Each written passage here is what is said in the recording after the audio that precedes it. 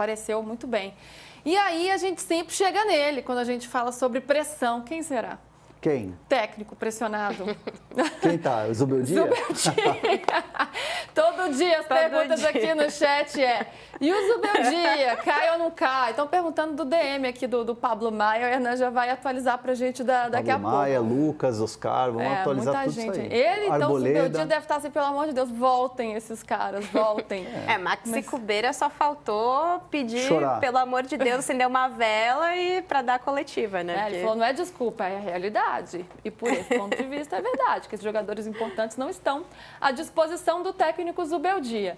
E aí, Hernan, a gente vem falando aqui, né, da avaliação dia após dia, que a diretoria, ela compreende esse cenário, e é a obrigação dela compreender mesmo que o time está muito desfalcado, que o time tem dificuldades, que são compreensivas. Mas aí, né, volta no que eu falei, a arquibancada nem sempre tem essa paciência toda e os holofotes, o alvo, são virados, né, muito para o treinador.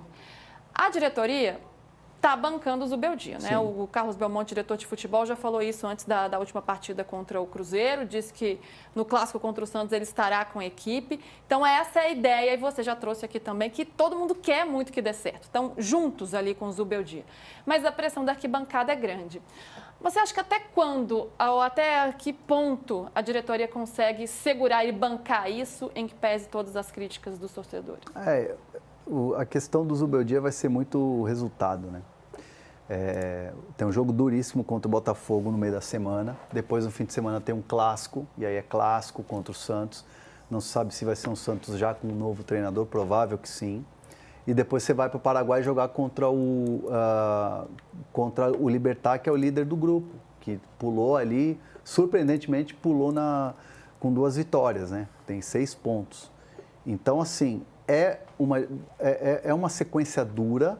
E se o Zubeldia não tiver resultado nesses jogos, e nós estamos falando de 2 jogos, um fora de casa e um no Morumbis, antes da Libertadores. O São Paulo vai começar a ter dificuldade em bancar o treinador.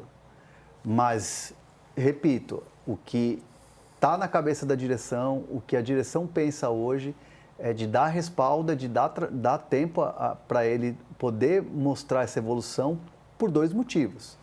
O primeiro motivo, a avaliação era positiva, colocar o Cedric na segunda linha com o Ferrarese fazendo o terceiro homem atrás, mas como lateral, que ele desempenha bem, isso foi um mérito do treinador.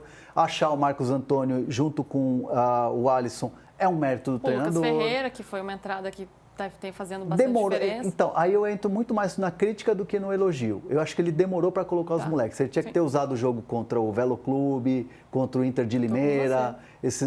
Vai viajar para Brasília e fazer 2 jogos lá. Bota os moleques. E aí acho que ele não teve a convicção e aí demorou demais. E aí bota numa Libertadores. Ferreira de titular num jogo de Libertadores. Tipo, resolve aí. Ele deu conta do recado, ótimo. Mas ele poderia ter tido, né, essa adaptação de uma forma muito mais tranquila se tivesse acontecido no Campeonato Paulista. E teve tempo, né? Não foi por falta de tempo e nem por falta de aviso, né? Porque a cobrança da torcida, né, até pelo próprio Rian Francisco, né, que precisa aí de minutos em campo.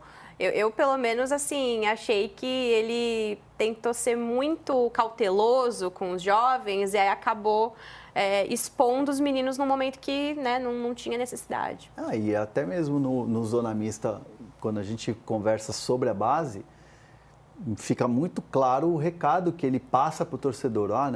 Ele usou o exemplo na Argentina.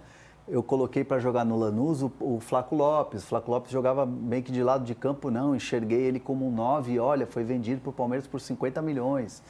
Quando ele era técnico do Racing, jovem técnico do Racing, ele subiu o Depou. O Depou estava na base, ele era camisa 10 e ele enxergava, ele falou, enxerguei o Depou também como um jogador que poderia jogar um pouquinho mais recuado.